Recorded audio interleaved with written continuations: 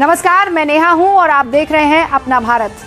बिहार में नेता वही बड़ा जो गांधी मैदान को भर दे और 13 अप्रैल 2025 को ये मैदान गूंज उठा एक नए नाम से आईपी गुप्ता।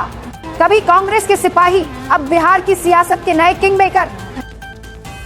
बिहार में नेता वही बड़ा जो गांधी मैदान को भर दे और 13 अप्रैल 2025 को ये मैदान सिर्फ भीड़ से नहीं बल्कि राजनीति के नए समीकरणों से भी भर गया।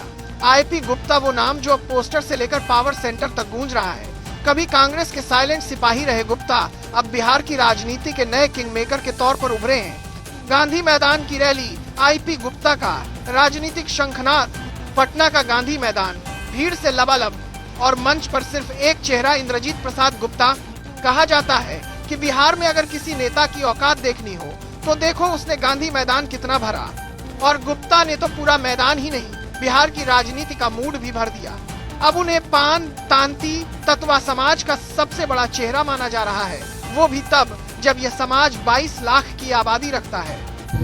आप ये पूछिए कि कौन सा पार्टी है जो हमें ऑफर नहीं दिया है। मैंने गांधी मैदान में कहा था, हर इंकलाबी यात्रा में कह रहा हूँ और डे 1 से जब आंदोलन चालू हुआ तो हमने कहा था कि बिना इंडियन इंक्लूसिव पार्टी के तांती तत्वा पान समाज के बिना कोई सरकार बना नहीं सकती, कोई सीएम नहीं बन सकता। मतलब साफ है, जिसके पास जातीय गणित है उसके पास राजनीति की जीत है। कभी कांग्रेस में गुमनाम चेहरा रहे गुप्ता अब इतने दमदार हो गए कि तेजस्वी यादव तक को सीट बंटवारे में झुकना पड़ा। आईआईपी इंडियन इंक्लूसिव पार्टी यानी गुप्ता का नया राजनीतिक प्रयोग अब महागठबंधन में 3 सीटों पर लड़ रही है। सहरसा से खुद गुप्ता मैदान में है, जमालपुर से नरेंद्र तांती और बेलदौर से तनीषा भारती। कांग्रेस तक को अपनी जीती हुई सीट छोड़नी पड़ी। सवाल उठता है, कांग्रेस गुप्ता के आगे क्यों झुकी? तेजस्वी यादव को क्या जातीय गणित ने मजबूर किया?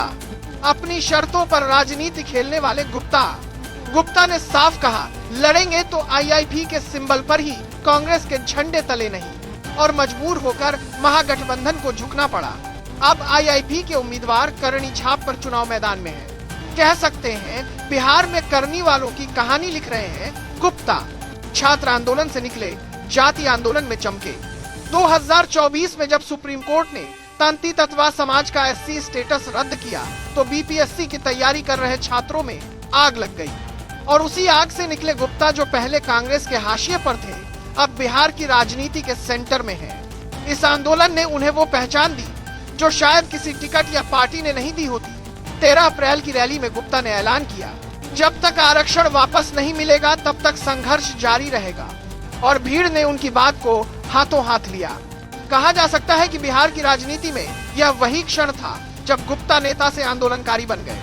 कभी लालू यादव ने अगड़ा पिछड़ा का फॉर्मूला बनाया था, आज तेजस्वी यादव उसी पॉलिटिक्स को जातीय रीमिक्स के रूप में पेश कर रहे हैं। पर सवाल उठता है, क्या बिहार की राजनीति अब भी सिर्फ जाति पर टिकी है?